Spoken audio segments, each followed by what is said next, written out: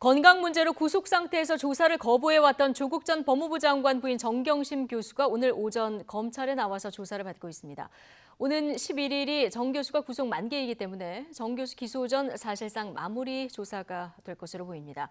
정 교수와 조 전 장관 동생의 조사 일정이 지연되면서 당초 이번 주로 예상됐던 조 전 장관 소환 조사 다음 주로 늦춰질 가능성은 커졌습니다. 취재기자 연결해보겠습니다. 박기환 기자. 네, 서울중앙지검입니다. 네, 구속된 정경심 교수 어제 검찰 소환에도 출석하지 않았었는데요. 오늘은 출석해서 조사를 받고 있다고요. 네, 그렇습니다. 정경심 교수가 오늘 오전 10시 반부터 검찰에 나와 조사를 받고 있습니다. 구속 이후 6번째 조사입니다.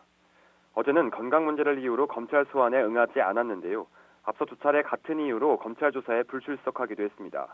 다음 주 월요일이죠. 오는 11일이 정 교수의 구속 기한인데 최근 건강 문제 때문에 연일 조사가 어려운 상황인 만큼 사실상 정 교수 기소 전 마지막 조사가 될 것으로 보입니다. 앞서 검찰은 정 교수를 구속 기한이 끝나기 전에 기소할 뜻을 밝혔습니다. 정 교수 측은 구속 전 뇌종양과 뇌경색 진단을 받았다고 밝히기도 했는데 최근에는 시신경 부위 상태가 더 나빠져 구치소에서 안과 치료도 요청한 것으로 전해졌습니다. 검찰은 구속된 정 교수에 대해 입시 비리와 증거인멸, 사모펀드 투자 의혹에 대해 조사를 벌이고 있는데요. 오늘은 앞서 세 차례 불출석으로 조사에 차질이 있었던 만큼 사모펀드 투자 의혹에 조 전 장관이 연루됐는지 등을 집중 조사할 것으로 보입니다. 이런 가운데 웅동학원 채용 비리와 위장소송 혐의로 구속된 조 전 장관의 동생 조모 씨는 오늘까지 사흘 연속 검찰 조사에 불출석했습니다. 마찬가지로 건강상의 이유인데 조 씨의 경우 목 부위 척추 이상을 호소하고 있습니다. 조 씨는 앞서 구속 이후 세 차례 조사에 출석했는데요.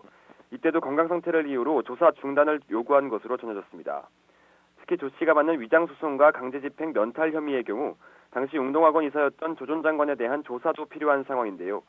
이에 따라 검찰은 오늘 조 씨의 구속기한을 오는 29일까지 연장해 추가 조사를 이어갈 방침입니다. 조국 전 장관 소환 시기는 언제쯤으로 예상됩니까? 네, 아직 불투명한 상황인데요. 이르면 다음 주쯤 조 전 장관에 대한 소환 조사가 이뤄질 가능성이 높아 보입니다.